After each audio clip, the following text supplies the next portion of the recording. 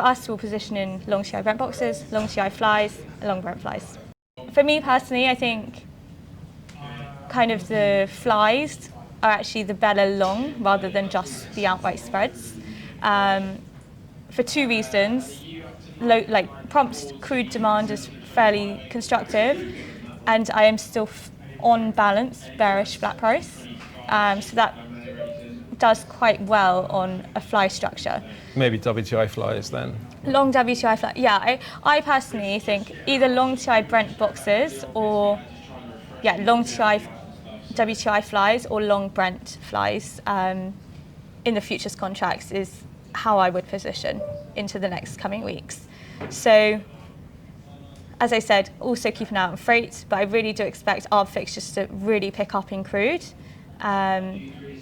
And eyes have to be on the US market, especially the APIs that are coming out every Wednesday. Yeah, oh, interesting. Product side, it's quite a bit quieter. So there's been quite a decent move up on like summer gasoline to diesel. So I've chopped out most of I'm chopping out most of my risk, and there's nothing on the product side that looks that compelling at the moment. Yeah. So I'm cutting back a lot.